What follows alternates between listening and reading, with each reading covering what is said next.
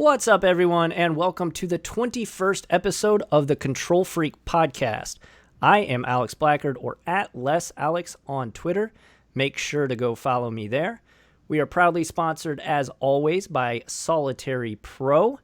Thanks to them on allowing me to put on this awesome podcast and have me go to a bunch of events. Additionally, I have a Patreon now, so if you dig the podcast and have a couple extra bucks every month that you want to throw at a content creator, I would definitely be very happy if you'd consider me.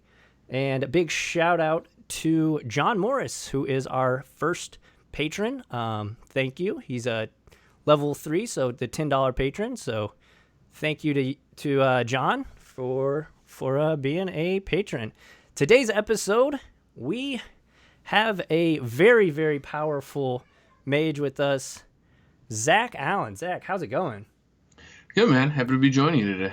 Yeah, very, very excited to have you on. If you don't know who Zach is, he is currently in 5th place in the SCG Season 2 leaderboard. He is a sponsored player for RIW Games and Hobbies.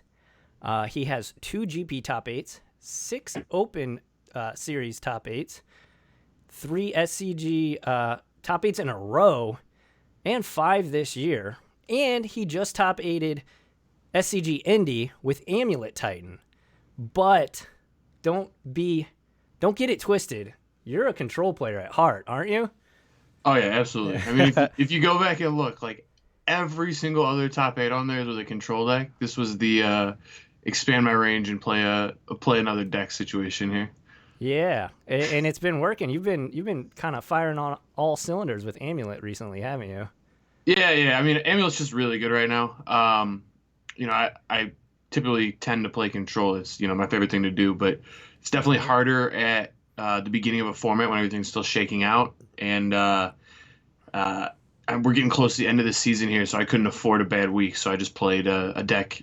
Amulet Titan's a deck I'd picked up and played in like my spare time just for fun, just at locals or whatever. So it's a deck I knew how to play, and it had won the event the week before. So I was like, you know what?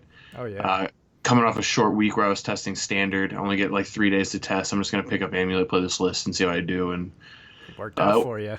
Yeah, went pretty good. But believe me, I would have rather been casting Snapcaster Mage and Jace. Yep, good old Cryptic Command. Am I right? Oh, absolutely. Awesome.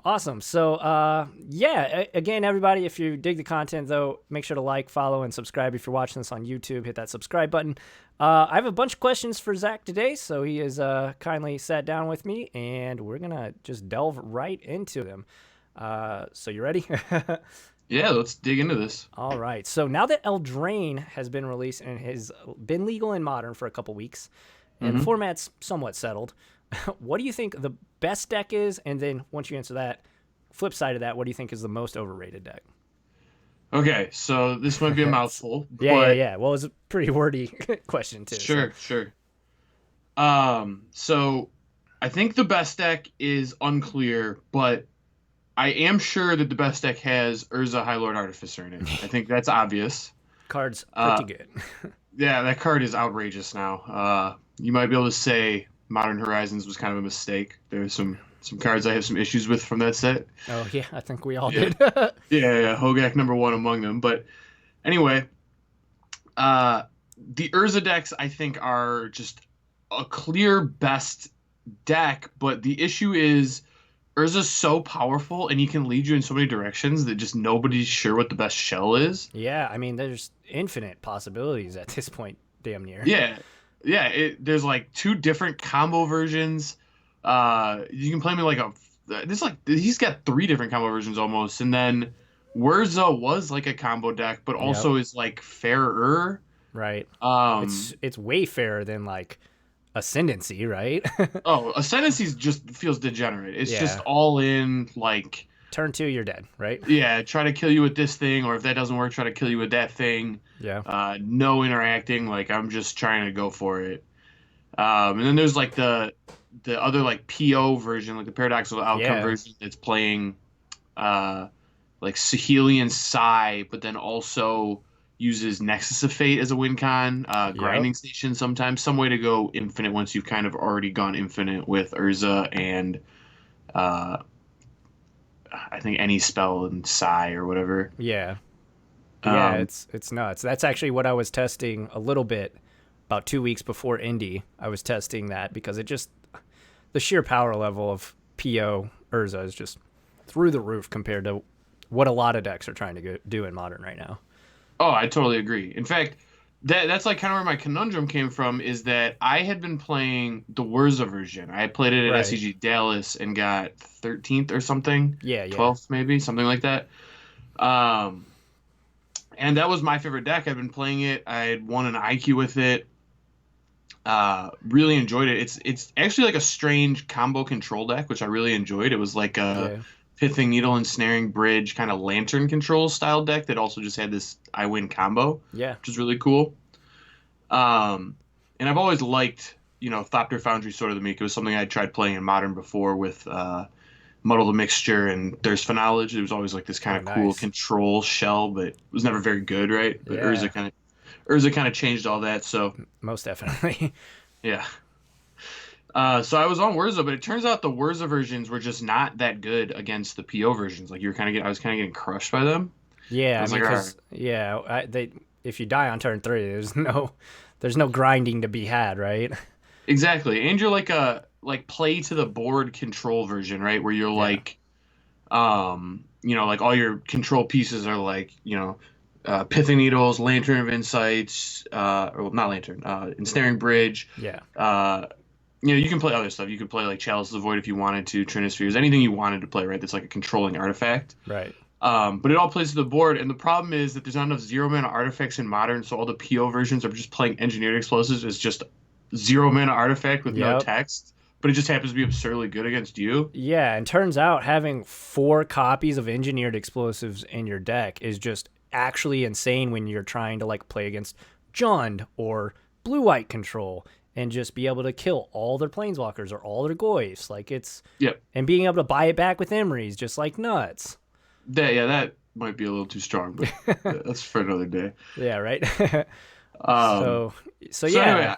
anyway, I think Urza was the best, right? But uh, and I wasn't sure what the best one was.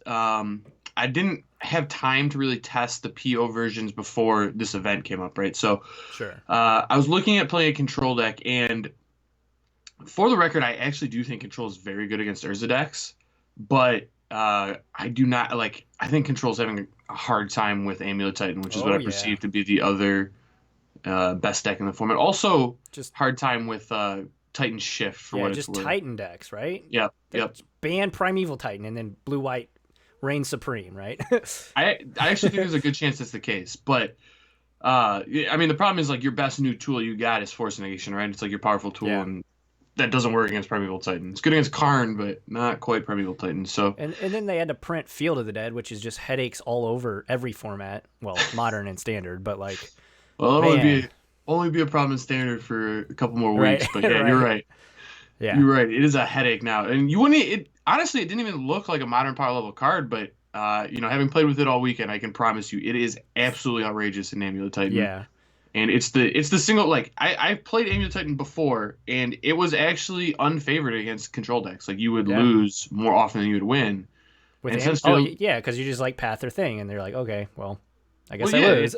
yeah. I mean, the problem was you only had 4 Titans. Like, so Yeah, if you knew how the matchup worked, it's just like you can do whatever you want. I'm just gonna path all 4 of your Titans, and you can't beat me. right, But absolutely. now with Field of the Dead, it's like okay, I path 4 Titans, and they have 58 zombies. What is going on? How do I win? Yeah, because it used to be like take out your verdicts, and now Yep. you take out your verdicts. Trust me, if you're listening to this or watching this, you will die because they will kill you with Field of the Dead. Yeah, I mean, I actually have a match on camera against Kyle Boggamus, who was playing Blue White Stoneblade, like Yeah. a more tempo-y version. Yep. And yeah, I mean, it's exactly what you said. He even said after the match, it's like, I had to cut my verdict. I couldn't bring it against you because I need to get underneath you. But Right. oh my God, like, and he had a batter skull with a Sword of Feast and Famine on it, which is pro black, gaining like 12 every turn cycle, right? Didn't matter. And yeah, still lost the Field of the Dead, which is just outrageous. So, uh, yeah, that's a Jeez, problem that's for the actually format. wild. Feast and famine and batter skull, and you're just like didn't matter, still dead.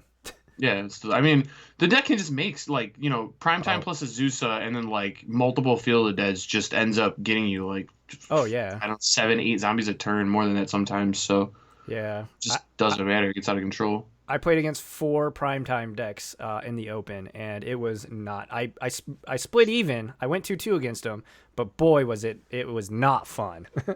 No, I mean it's an uphill battle the whole way.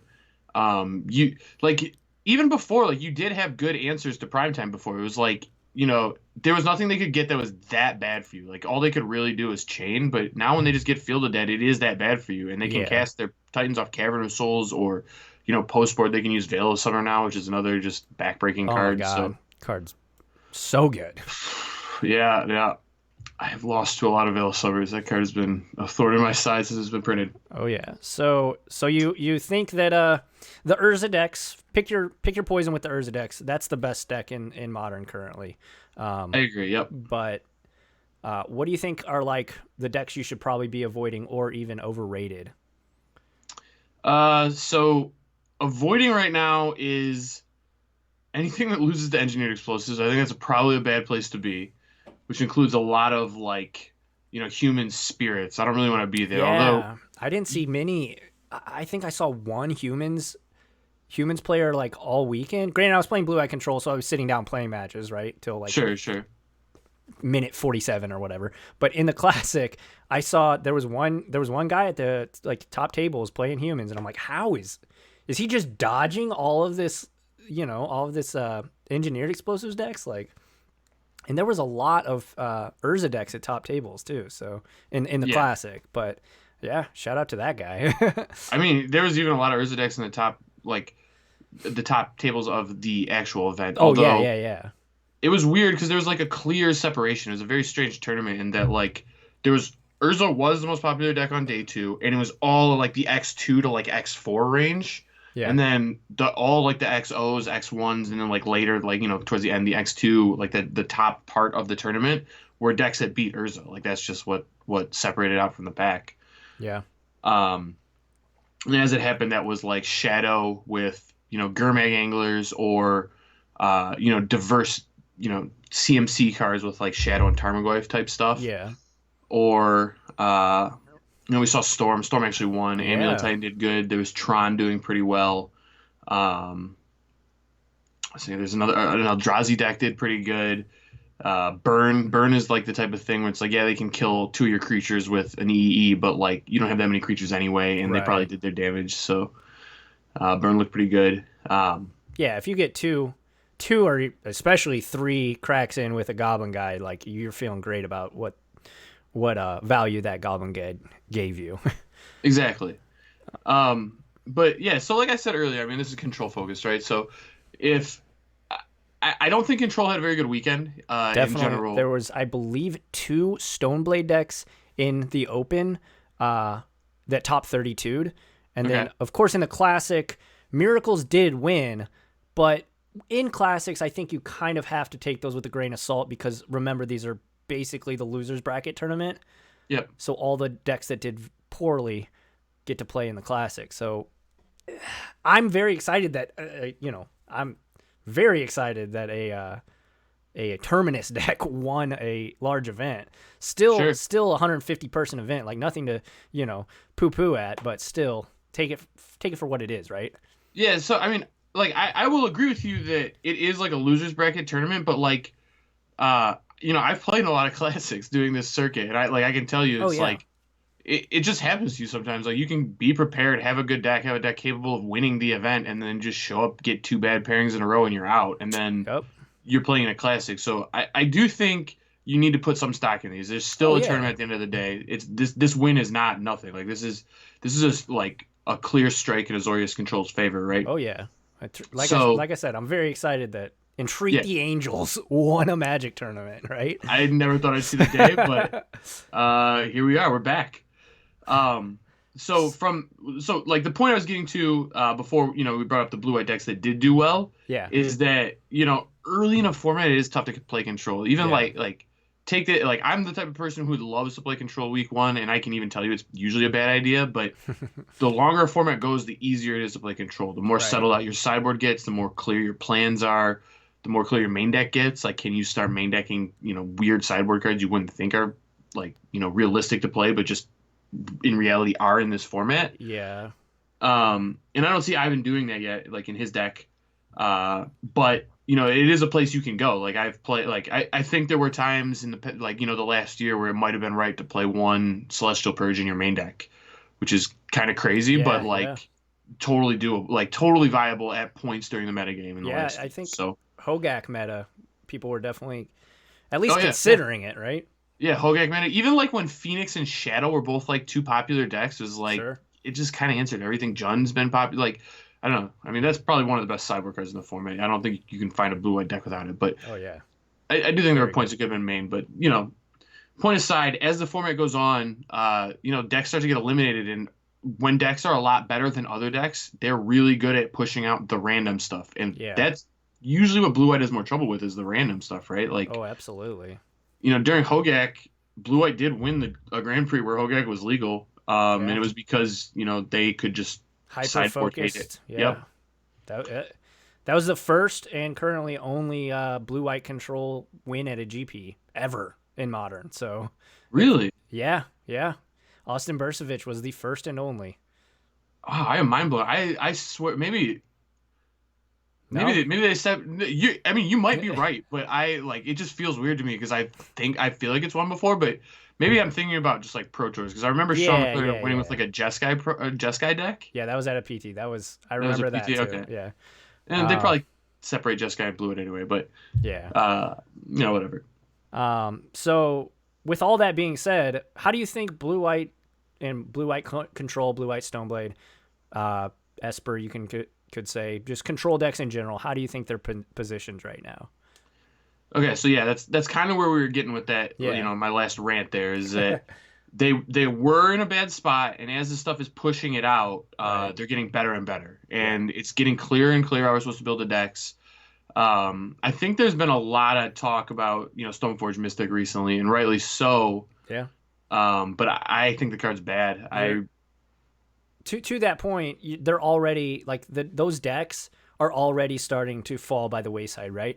We Yep. saw like Abzan and Green White and like all these other just different flavors of Stoneblade, and then even the Wurza deck was playing Stoneblade for like a split second, right? Yep.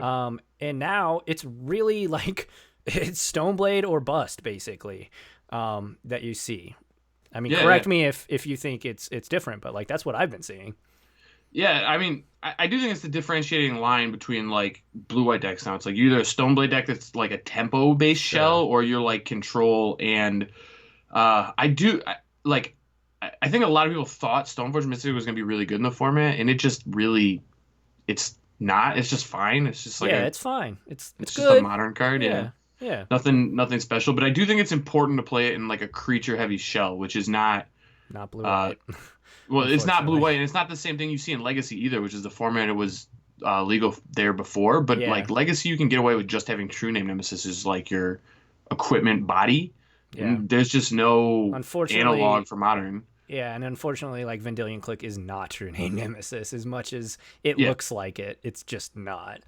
yeah. I mean, it's just too easy to kill. Like it Yeah. just if a deck wants to beat your equipment holder, it can, and that's just not the same thing in Legacy. Legacy, it's like you have to jump through hoops to kill a True Name. So I do think like as the decks, like as people play more with Stoneforge Mystic, they're gonna realize that it's just not home and blue white at all. Maybe it can be like a sideboard card for burn or something, but for the most part, it's like it just doesn't belong in these decks, and you need to find a different way to build the Stoneforge shells. But I Yeah. like the way Ivan's going here. I like this like harder Oh my control. gosh, I love it.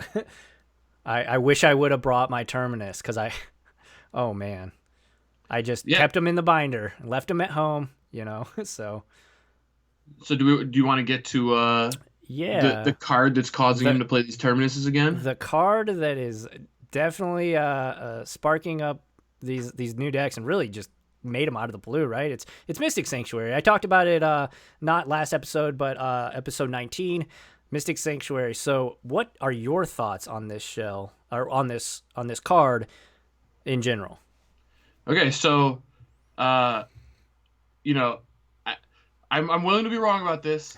I could be wrong, but I hate it in fair decks. Like the way Ivan's playing it, I absolutely think the card is not that good. But you just said you love the deck. I do love the deck. Oh, don't get me wrong. Anything control, I'm gonna love, right? Right. But I would prefer if Mystic Sanctuary like wasn't a focal point of the deck. I don't think it's as powerful as other people do, but at the same time, it does have an infinite like lock situation it can put opponents in. Zach, it was so good. Like when you get the lock with a Jason play, yep. It's so good. Words can't describe how good it is. I mean, so there's multiple ways. And for people that don't know, the lock is either you have 2 cryptic commands and a Mystic Sanctuary, and you can tap, bounce my Mystic Sanctuary every turn. Yep. Tap 13, bounce my Mystic Sanctuary. Or you can have a cryptic command and a Jace and a Mystic Sanctuary, and it does essentially the same thing. You basically get to like draw out of your lock, right? You cryptic lock yourself basically, or I guess, you cryptic lock yourself, but Jace or Teferi 5 just draws that extra card, so you don't actually keep redrawing the same card. If you're turn 7, like you know how sometimes you can get to the late game and let those games slip away, like against John, like if they hit a Bloodbraid into a Lily, like those games can slip away. With that, there's no way, there's no chance, because you just counter everything. Yeah, so I agree with you.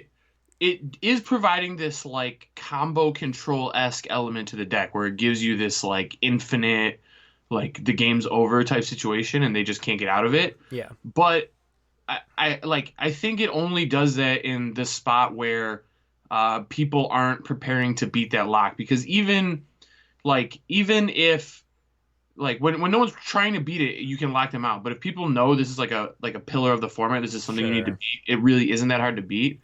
And in fact, like I got out of it. Like I played against Sam Black this weekend, who had me in the double cryptic Mystic Sanctuary lock, and I just for my turn I just transmute my Teleria West, get a Bajuka bog him. Now all of a sudden I'm out of the lock. And I said, like I think it's like a fine way to build a deck when it's not like the focal point of the format. But if the deck ever got too good, it would just not be viable. Like that plan wouldn't be viable. Yeah, I mean, to that point, things like Scavenging Ooze, things like Ashiok, both. Yep. Like, and I mean, Scavenging Ooze is a main deck playable card. So. Yeah. And I think this lock is benefiting too right now from the fact that there's just not like very much graveyard hate going around, because it's just not particularly good. Right. So it just becomes more viable to do this. But like this would never have been okay in a Hogak metagame. It would have just been way too easy to construct, right? And it makes so one of our best sideboard cards is Rest in Peace, and it disincentivizes you to play Rest in Peace. Yeah, no, that's totally fair. Yeah, it was real weird too, because this weekend I played Doom Switch's other list, his like control list, with 2 Mystic Sanctuaries, 3 Rest in Peace sideboard, because I mean, Dredge is still very like basically one of the worst matchups, right, for blue white traditional. You have to always respect. You have to. So it was very awkward, siding in literally any number of Rest in Peace with Mystic Sanctuary, because it's literally just like this worse island, basically. Sure, and I'm sure you're playing Snapcaster too, right? Oh, so absolutely, yeah. Yeah, it's like turning off a decent portion of like your deck's strength. Yeah, one of the best cards in the deck for sure. So not a fan of Mystic Sanctuary. You heard it here, folks. So like I'm not let me clarify. I'm not a fan of going really heavy on it, like making it a full plan of your deck. I do think it's interesting, like I said, to be the like this combo finish in like a format that doesn't have a lot of graveyard hate and isn't prepared for it. So I like it from that perspective, but I'm totally fine with it as like a value 1 of. Like I think it's awesome addition as a value 1 of, maybe 2 of. That makes a ton of sense to me. I liked it as a 3 of seemed way too much for normal control, just because you'd have those awkward times where you want to play this Jace, but you don't have 3 islands, and then, well, I guess you just play your tapped island and pass turn. Yeah, no, I mean, that actually comes up. Like, if you go back and look on camera, my match against Kyle Bagamus, like, there's a turn in game 2 where he wants to slam a Jace really badly. It's a good turn for it, but his 4th land is Mystic Sanctuary. He already played a Colonnade, so it comes into play tap, because it's not the 4th island, and then I resolve the prime time the next turn, and it just goes way downhill from there for him, so... Yep. There's a real cost. I mean, there really is. These guild gates, they will kill you in Modern. Oh yeah, and I always joke that Colonnade's a guild gate, so now we're playing a one colored guild gate. Like, Yeah. but Yeah. yeah, Yeah. I definitely see your point on that one. um, so so yeah, so Mystic Sanctuary, good as a 1 or 2 of you say, but definitely not in all in if the format's ready for it. That makes perfect sense though. Yeah. So moving on to the next question I got for you. When you're preparing for a tournament and you're scouring and you're talking with all your friends and everything, how do you end up choosing a deck? Okay. So for me, it's probably a different process than a lot of people. I build the best control deck I possibly can, which includes looking at a lot of other people's decks, playing a lot Yeah, of games, looking at the format. I go kind of deep on them. And then I asked my friends if I can play that deck, and they've recently been telling me no, so I haven't been playing them. But gotcha. I will, on occasion, just overrule them and then go play the control deck. That was how I ended up playing Esper in Modern, doing Oh the yeah, Phoenix format, and doing pretty well. But oh yeah, um, no, so I mean, mostly it's what I'm winning with on Magic Online. I've got I play a lot of Magic Online. It's whatever I'm doing the best with, whatever I think is good, and then my testing process is kind of like play a league of whatever deck I should be playing, play a league of control, play a league of whatever so else, you play kind of another league of swap control. back and forth and see which has the best results. Yeah, and then bias towards playing control. Yeah, All right. yeah. That's awesome. um, but yeah, Do you play mostly online then? yeah. I mean, so when I was getting better at Magic, I came up playing in store, like in paper. That was why I started playing Magic. I guess was like the in-person interaction. But Absolutely. I think that's most people too. yeah, and yeah, I mean that's totally a great way to start. But then as you start getting more competitive, it's just harder to find the level of Right. competition you need in paper, right? So, it's for me these days. It's mostly online, mostly just jamming Arena or MTGO, and trying to get some good games in, trying to get some testing in. I think it's like a pretty common thing now among like higher players, but a lot of Discord testing, and that Yeah. is like how a lot of the deck selection goes on too. Is like you'll find 2 or 3 decks that you found as playing leagues. You think these are good, and then you'll go talk to your friend, and you'll private message games on Arena, Moto, whatever it is, and then Right. have a Discord call so you can talk over like the interactions happening between the decks and kind of figure out what is advantage, what's not, Yeah. sideboard plans, all that. Definitely makes sense. It's definitely, yeah, like you said, it's definitely hard to test in paper too. I mean, just going to the same place, right, and like Yep. setting aside this like 4 or 5 hours to just be in the same room. So I definitely like Moto. I just recently got one of the accounts on Mana Trader, so Sure. yeah, it's great. So yeah, that's awesome. Moving on. What is one or a few, if you want, tips to help the listeners improve as a control player? Like, what is maybe the biggest mistake you see folks make when playing control? Okay, so I'm gonna give a few on these because Sure. it took me a while to get them, and I really think I figured out not like a stone cold like this is the best way to get rid of or like to get better, but it Right. is like a try like this works for me. So Okay. uh, I think the very first thing is you have to want to play control, right? But if you're listening to this podcast, you probably do. Yeah, probably. And so the first tip I'm going to give you is you can't afford to be giving away information as a control player. You really cannot. In paper, like online, it's different, right? Like online, you don't give away information, but Right. you still kind of do with like how you tap lands or whatever. But Sure. in paper, it's really really easy to subconsciously give away information, and as a control player, that can kill you. Like if you take time to like tap your white land when you could path to exile something, and then pause and then undo it. It's like, well, now they Yeah. know you have a path to exile. They're playing around it. Or, if you're tapped out on their turn and they cast a spell and you spend 5 or 6 minutes, like a minute or two tanking about it, like, oh, well, he has Force Negation in his hand. Right. Right. I need Right. to play around that. So, and not giving away information is hard. So don't like take it as a a sign that you can't or that you're bad at this because it just is really hard at first. But Sure. that's the first step is to just figure out a way to like not let your face or your body language give away information. And then the second part to not giving away information is learning how to think right after you draw your card. You're going to do almost all of your playing on their turn. That's just how control works, right? Right. But you need to like practice this as you're getting better is draw your card for turn, look at all the options you have available, and then plan out their turn. So it's Right. like, okay, what range of cards will I counter? What types of creatures do I need to path to exile? And again, that's going to be hard at first. Like you're going to mess it up. You're not going to think of all the cards they could have in their deck. You're going to, screw up sequencing. There'll be a lot of issues with it, and that's just part of Magic. Like that's how you get better. So Absolutely. it took me 2 years of learning how to do that play style to like really, figure out how to think right after my own draw step. But like if you watch me play on cameras now, if you like go back, like you'll see I do this, right? Like draw, pause for a second, pause, think, play my land, go. And then when it goes to their turn, I'm not perfect. Like I'll still think during stuff that maybe I hadn't considered after my draw step, but in general, I'm trying to do that. Yeah. Yep. Sorry, what were you gonna say? No, I was just gonna agree with you. Like, to both points, I definitely think, and the whole body language thing is just huge, right? And Yep. just the way when you draw your card, if you look at your opponent when they draw their card, it gives you, because a lot of people just don't think about it, right? Yep. When they draw their card, they'll go.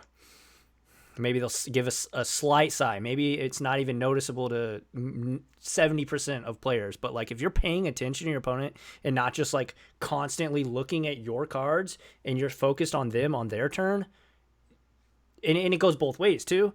So you could give away a lot of information, but you can gain a lot of information from your opponent too, just by subtle sighs. Maybe they like smirk a little bit, or their eyes will get dilated or not. Like those are actually things that happen in a match of Magic. Yep. So little subtle things like that too.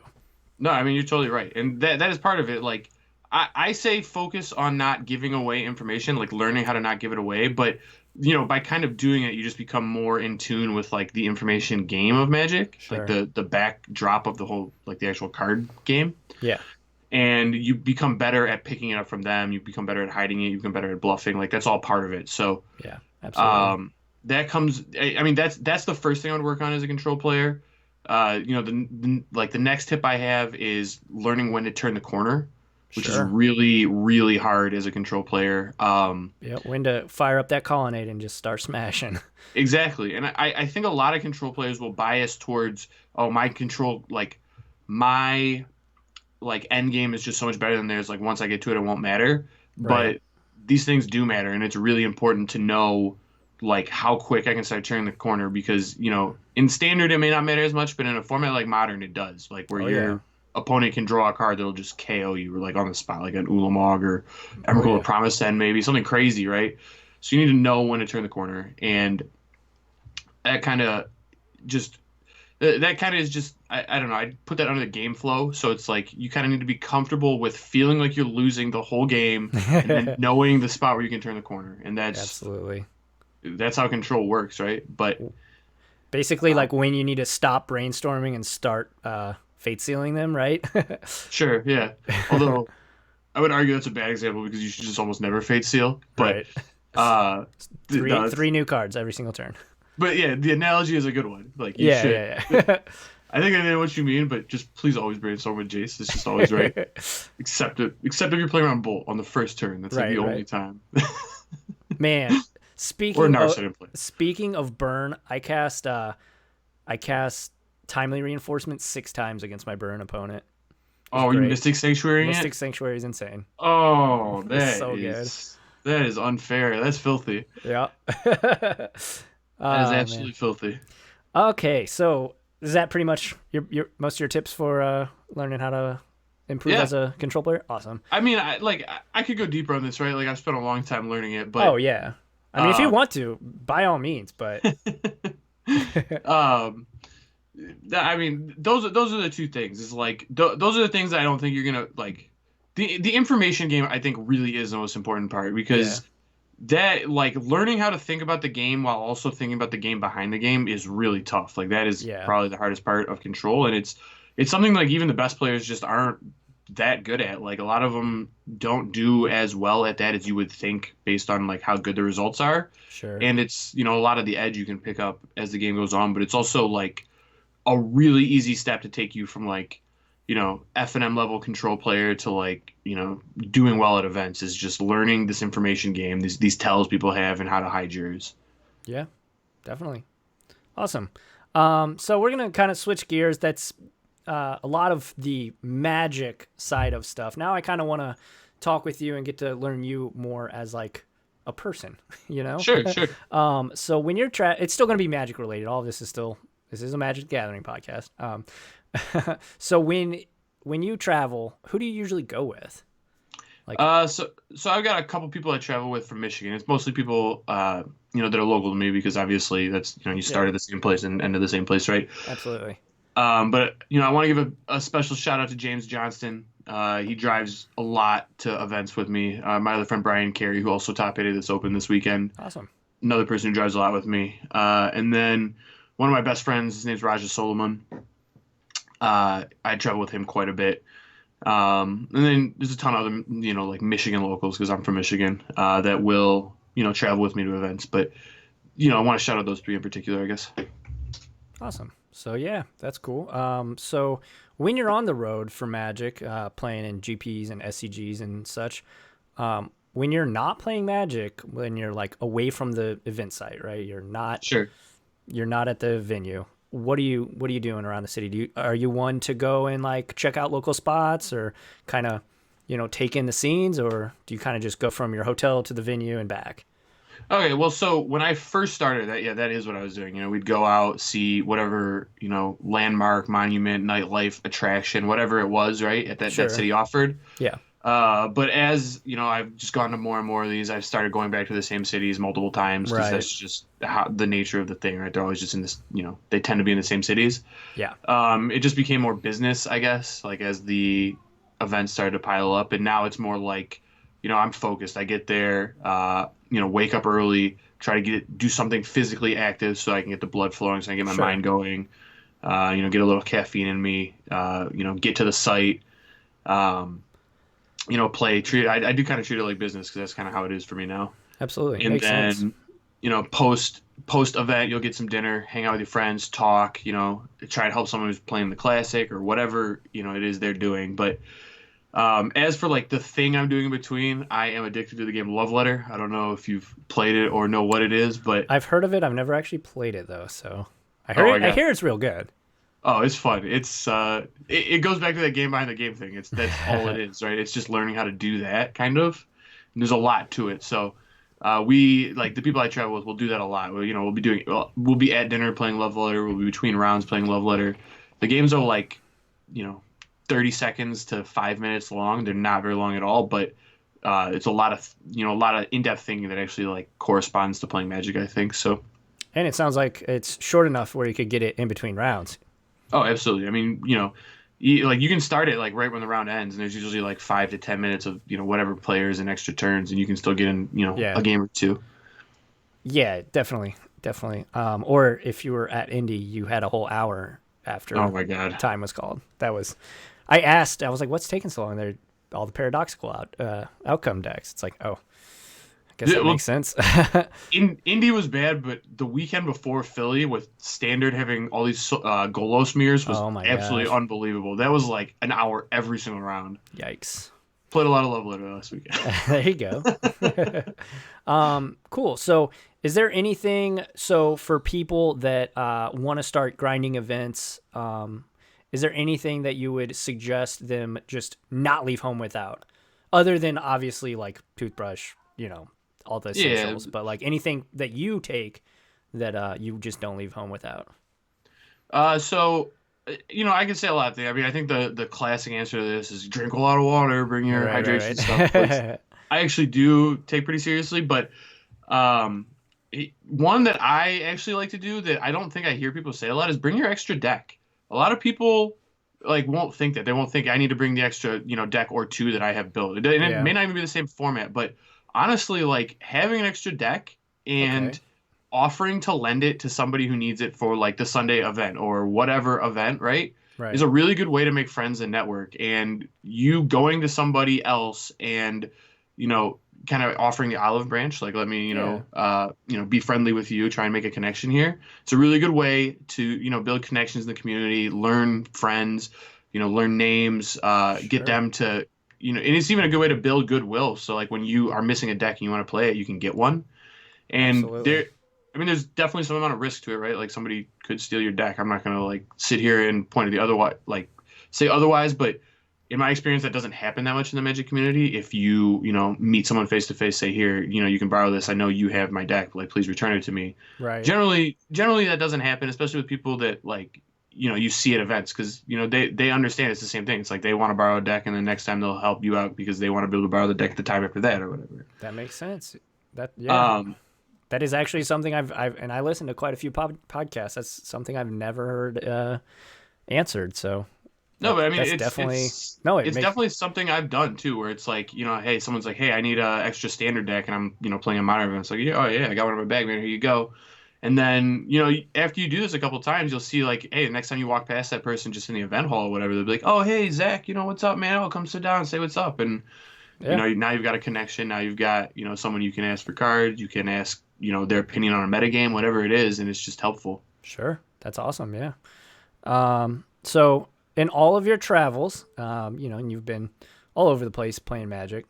Yeah. Where's your favorite place to eat that you've been, like inside of a, not at home or McDonald's, like, like the Ram is like a good one in India. Sure. But Sure. like for No. you, what's your favorite spot? Uh, So I mean, I'm partial. I really like meat. So basically, any Brazilian Oh my steakhouse, gosh, and they Fogo. are at Fogo de Chao. Oh Oh, my so God, good, so good. so good. Yeah. Yeah, I mean, any like in Brazilian steakhouses aren't that different, like from Yeah. city to city, but at the same time, it's just my favorite place, I guess. Right. So, Right. I'll crush one of those whenever I can. Oh yeah. There's Absolute favorite. there's one in St. Louis too that's real good too. So Oh yeah, yeah, all right. So yeah, Fogo basically you can whichever one. Whichever one. I'm sure most cities have them, right? yeah. They almost most all do, but most major every single one cities. of them's good in my Yeah, experience. yeah.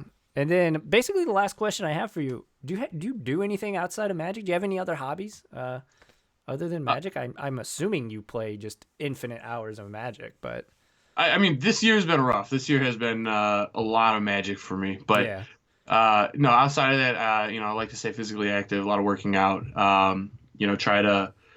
Try to keep the mind sharp too. So it'll be, reading books or whatever, watching YouTube videos that are informative as opposed to just cartoons or whatever. right. But yeah, I don't know. It's mostly Magic Online the last 6 months, just really trying to make this push for this Players Championship. Yeah, well, it definitely looks like you're on your way. I mean, how much time is left in the season two? It's not much, Three, right? we got 3 events left, and it Yeah, has been a journey of like, I don't even know, 25 events. There's been a lot this year. yeah. You've pretty much got it locked, at least for the top 16, correct? Yeah, I'm locked for the top 16. Like I'll finish there, but the Players Championship has this weird formatting where I kind of need to be like top 7, I and gotcha. I'm in like fourth in the at-large bids right now, or fifth or something. So I'm Yeah. there, like I'm in it as it stands, but there's 3 events left. Things could change, so. Oh yeah, and you're up against good competition too. Oh yeah, I mean everybody with me is like extremely good players, so can't rest on my laurels. Got to keep grinding, got to keep playing. But it's been going good for me lately, so nothing to complain about. Absolutely, absolutely. Do you have any parting words of wisdom for our listeners, for these control players that here listening? Okay, bear with me for a second. Sure. The floor is yours. Blue white control has not gone this way yet, but people have started to try. I want to see Bant control come back. It is time for some Bant. Oh wow. We need some Arkham's Astrolabes. We need some Okos. We need Card some is of nuts. Card is nuts. Oko is really It's strong, and insane. we need some of the new thing from Modern Horizons, the blue green flash 1/1 Death Quaddle, Touch guy, flat Quaddle, Ice Fang floating Quaddle. ice Yes, thing. Yeah. yes, that needs to make a comeback. Teferi Time Raveler and Astrolabe is awesome. Force Negation, all of that. We need to start making this happen. Force Negation with Teferi, Oko, Ice Fang Quaddle, Astrolabe. Let's make this happen. You Control heard it players here. out there, Yeah, let's make this happen. you heard it here. Bant control is maybe the next iteration, right? Back on the menu. Back on the menu. Awesome. Good stuff, Zach. I appreciate you coming on. If you want to take a second to like plug your socials and everything. Yeah, absolutely. I don't have a lot going on in terms of that stuff. I'm not rocking my own Patreon. I don't have any of that, but I do like to answer people's questions on Twitter. People hit me up there all the time, which is at A22EN. And, I'll get a lot of DMs just like, hey, I tried to build this control deck. I didn't like this. And I'll be like, well, hey, Sure. change this or whatever. So, feel free to follow me on there, shout me out, give me, some messages. Always happy to talk control. You send me a burn message. I'm not going to lie. Yeah, right. Probably not going to help you out that much with that one because that's not my thing, but You're just like, ignore. sorry on that one. Unread still, sorry. But, you send me a question about a Jace and now all of a sudden we're talking. Oof. Especially a Teferi. I can't resist a Teferi. You a fan of, so before, are you a fan of Teferi 5 right now? Oh man, that's my favorite card ever printed. He has won me a lot of money in Magic. A lot. Like I got 13th at PT Guilds of Ravnica with him. I was like one of the only people in the event playing 3-mana or 5-mana Teferi in that. Nice. And that was worth a decent amount of money. And then also, some top 8s of SCGs with him. So that's my favorite card ever printed. Right now, less so. Even with Mystic so. Sanctuary though, I think it's good with Mystic Sanctuary. I still like it. It just is 5 mana, which is just so much. It's a lot. I still like it though. I don't know. He just is like the 3-mana walkers and Jace just like let you be cheaper, which is tough. Yeah. But I do like him. I just think he's starting to kind of lose the power creep, if you will. Yeah. But no, I mean that's my favorite card ever printed. I will always have one more in my deck than the proper number should be. So you're supposed to play one. There's probably 2 in my list. Whatever. 0, you're playing 1. We'll fit 1 in. I played him in Legacy before, which is just wrong because he's so bad against days. I love it. Yeah, I love it. That is awesome. Vintage, got to do it in Vintage. I have actually registered it in Vintage. RW does proxy Vintage. I put him in there. He was not particularly good in that format, but I tried him. So. Oh, that's awesome. That is awesome. Okay. Oh man, awesome. Great conversations with you. Thanks for answering all these questions about blue-white control and about your travels and your hobbies and everything. I definitely appreciate the time, and I'm sure that my listeners appreciate you coming on. But yeah, that does it for this week's episode. This is episode 21 of the Control Freak podcast. If you dig the content, make sure to like and subscribe. And if you're watching on YouTube, hit that subscribe button and that like button. And if you dig the content a lot, make sure to head on over to the Patreon, which all the links and everything will be in the description below. And consider, a couple bucks every month to your favorite podcast. So yeah. And big shout out to Solitary Pro, which is the sponsor of the podcast. But as always, thanks for watching, thanks for listening, and be kind to one another, Magic players. Have a good night. Big yes.